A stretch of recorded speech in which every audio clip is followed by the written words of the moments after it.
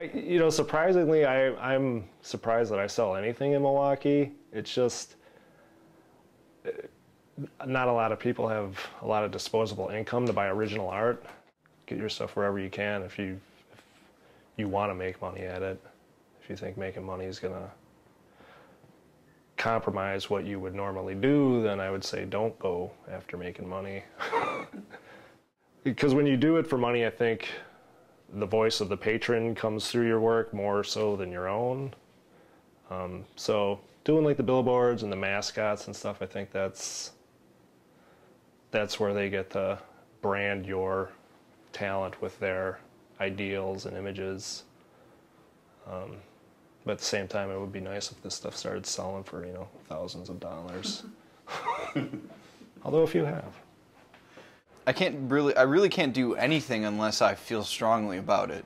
And so if, you know, say like commissioned work, I mean, if someone's giving me money up front, all right, I guess I can do that. But the thing is that no one's giving me money up front being an artist. So for me to have to assume the position as a professional, or just, I don't know, it sort of goes against the grain with me. I mean, I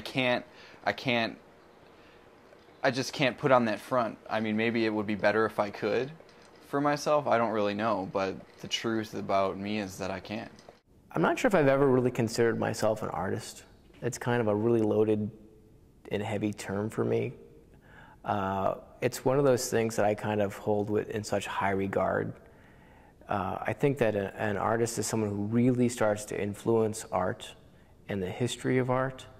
And so I'm struggling to be a pretty decent painter and working really hard to be the best professor I can be. And hopefully one day I'll be elevated to the status of artist, but I would hope that I'm not the person who dubs myself that. That's coupled with the fact that I really despise all the people who make really lousy shit in their garage and try to sell it at craft fairs and say, oh, I'm an artist. And like, I really don't like that person or those kind of people, or you know, people who think they're good because they have a stamp book and they can color it with and bedazzle. Well, I guess if you get paid for what you're doing, that's being a professional. So early on, I knew I could make money. I was doing signs, lettering, and selling pencil drawings and stuff. So pretty much high school, or junior high. Really? Yeah. You know, a professional accountant doesn't wait tables. Sleep deprivation will make you $1 million. To quote the Vultures. No, it's a lot of hard work. It's really frustrating. Take your fellow artist critique seriously. Don't go crying home to mom if somebody says, you know, change this up, make this look different. Chances are they're saying it to help you out. And don't expect to be the next Andy Warhol, because that's not going to happen. But if you're really into it, just keep doing it. And the more you do it, the better you'll get. My wife Bridget will remind me of a certain phrase, which was an interview with Chuck Close, where he stated that inspiration was for amateurs. The rest of us just get to work. It's really pretty fun and enjoying it. It's kind of like being a little kid just playing in the sandbox every day here. Just, I mean, be prepared to work. I mean, it's a lot of work, and it's, you know, a lot of, you know, there can be a lot of opportunities, but there's a lot of dead ends, and you just have to not get frustrated, and just, you know, if you really want it, you just got to keep at it. Yeah, be patient. Yeah. Yeah. You can do what you want, but you got to be patient. You got to find your audience.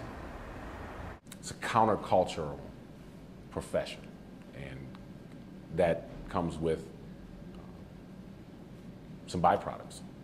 And, you know, so yeah, I can, you know, thank everybody.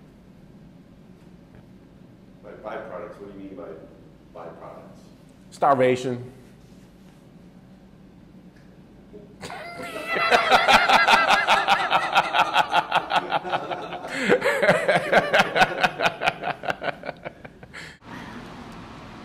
Why do we have to do these things?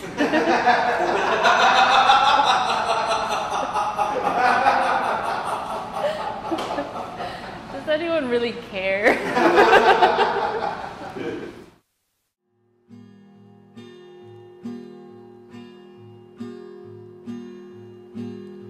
Tall drink of water, a shot of love, a fifth of kindness, a hug in your mug.